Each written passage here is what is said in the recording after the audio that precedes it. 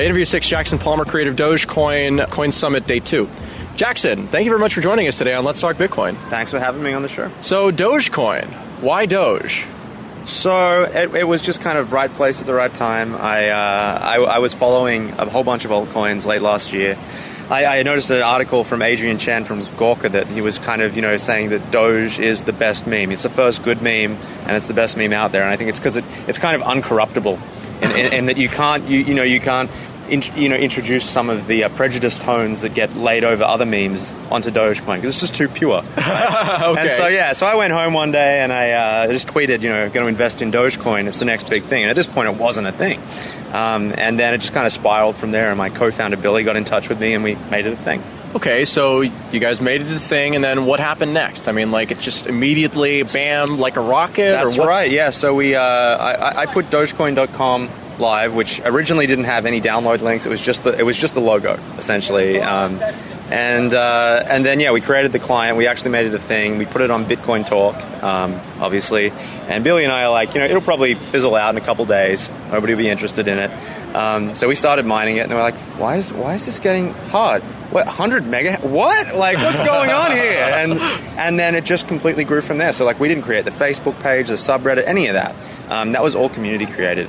So, one of the interesting parts about Doge is that it's brought in a lot of people to the Bitcoin space who really weren't in the Bitcoin space before. Why did that happen with this one and not with something else? Yeah, look, I think it's really interesting, the demographics that Dogecoin's been able to hit, and I think that is because Bitcoin and cryptocurrency in general has this kind of nasty stigma attached to it. The press often, every week there's somebody being arrested, somebody doing drugs, somebody losing money on Bitcoin, and it's all through the mainstream media. And so I think Dogecoin puts a friendly face on that, and it's something that people see every day on their Facebook and Twitter feeds, right? So they are very familiar with the Doge meme, and so it's kind of like a foot in the door for these people that previously wouldn't at all be interested in cryptocurrency and would avoid it like the plague.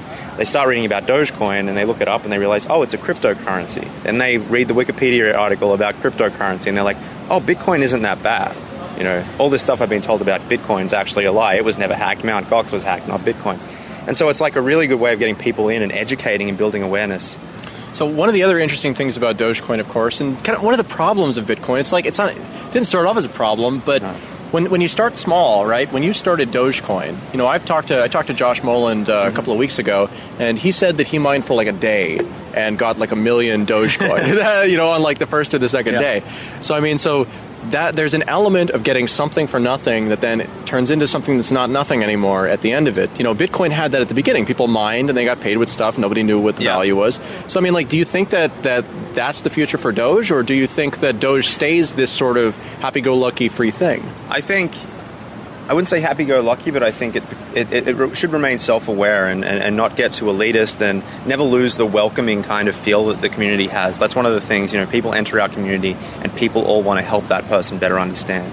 I don't think Dogecoin is marketed as an investment opportunity, and I think it's a really unfortunate thing that follows Bitcoin around, is that people aren't selling Bitcoin to their friends and family properly. When they tell their friends and family about Bitcoin, they're like, you should buy some because in a year's time you might be rich off it. And that's just short-selling Bitcoin. It's a revolutionary, economy-changing cryptocurrency. Explain, the actual benefits of it. So I think, really, Dogecoin, I think, is going to cement itself as an internet currency, potentially with a lower value. But I know Josh, the way he likes to describe it, is you're throwing change at people on the internet, and it's fun, and I think it's going to facilitate microtransactions. I think the microtransaction argument is really interesting, especially since, you guys are a fork of Bitcoin, right? Of Litecoin. Of Litecoin. You're a fork of Litecoin. Okay, so, again, there are some kind of long-term scalability problems built into that in having, because, again, Bitcoin was friendly to microtransactions until it wasn't, and then there was a scaling problem, and so they kind of changed things. So one of the things that's different about Doge is that it's deflationary, because the assumption is that more people are going to use it later than now, but you continue to produce new coins on an ongoing basis, unlike Bitcoin, which has a definitive end, right? Yeah, we have kind of deflationary inflation, or Dogeflation, which I like to call it. I like that. And it's a constant block reward. Past our final block, and cap, it is a static reward of 10,000 Doge per block. And that's really an incentive to keep miners pointing their hash power at the network and securing the network for us. I think that it's interesting. Like, we're going to reach that cap by the end of this year, 2014. And it's going to be a really interesting kind of study in what Bitcoin will one day face, right?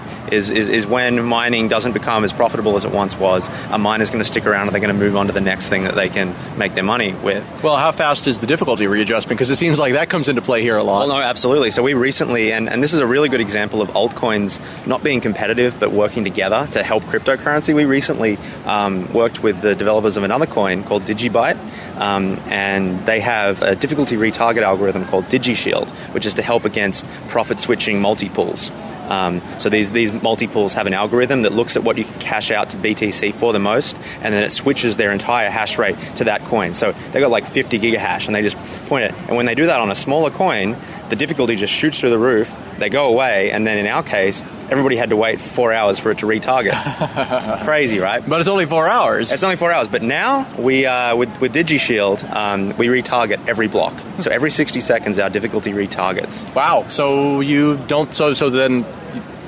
Has this been tested? Does this fix the problem? It's been tested, and it was really amazing. So I actually didn't even have to implement it. Like, we have a really active development community who got together on IRC, on GitHub, and we were hashing this stuff out. We had some people very experienced in modeling. They used MATLAB, and they looked at the difficulty retargets. They threw a whole bunch of hashing on the testnet. It was really, really tested, and all in the space of a couple of days. So we're really confident in DigiShield and the retarget we have now, and I think it's things like this that we can that are good learnings for Bitcoin, and something that it might, as Bitcoin's hash potentially diminishes in the future, as it becomes less profitable, it's something that Bitcoin might have to think about. You know, one of the interesting value layers that's being built on top of things like Bitcoin are these meta protocols, right? So you've got like Counterparty and Mastercoin. And right now they're being targeted specifically at Bitcoin because Bitcoin's the biggest use case. But I think that there's a really interesting argument to be made about using something with a fast blockchain like Dogecoin that already has, your community is pretty much as big as the Bitcoin community in a lot of capacities. That's correct, yeah. It's like we recently probably eclipsed Litecoin, and so we have a very active community. But the transaction fees are a lot lower. They are. So this is an interesting sort of scenario.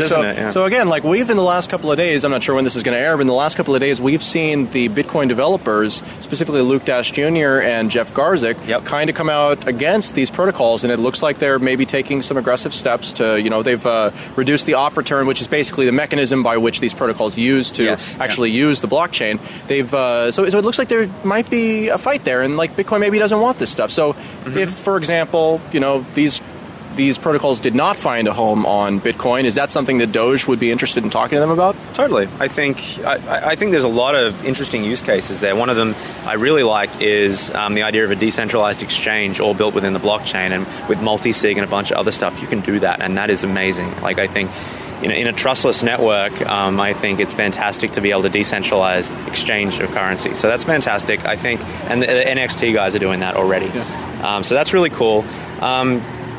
Look, I think Bitcoin, they have to be careful. Like, the blockchain technology, while revolutionary, is still in its infancy, and where, disk space still does cost. So it's like, you don't necessarily want people bloating up your blockchain. Like, when I hear, distributed Dropbox, I'm like, am I going to have to, is my data directory going to be like hundreds of gigabytes? What? Like, I think we shouldn't be scared of having multiple blockchains, to be honest. What I'd like to see is, even if we don't get to the point of a decentralized exchange, why doesn't Cryptsy or another exchange's ledger run on blockchain technology?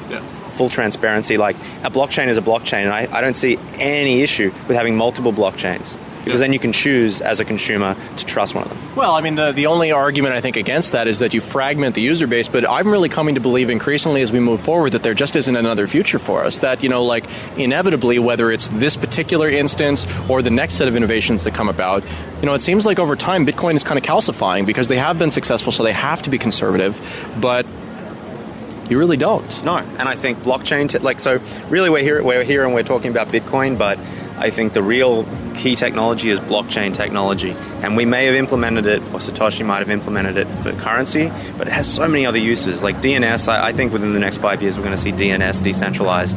It's needed an upgrade for a long time. So I think there's so many other applications of blockchain technology, and that'll result in several blockchains that exist across the internet sphere. But that's fine. Like if the bulk of users choose to go on that blockchain. I know what I want to do for the final question. You got any last words? Last words, to the moon. To the moon. Jackson Palmer, thank you very much for your time. Thank you.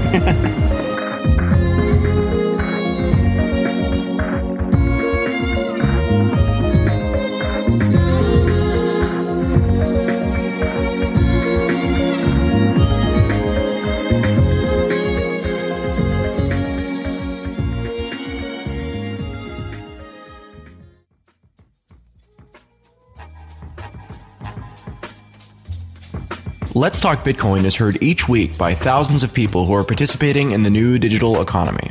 Our listener base of Bitcoin owners, miners, investors, technologists, and merchants is growing fast. We offer a limited number of short advertising slots in each show to keep our listeners engaged and to provide maximum impact for our sponsors.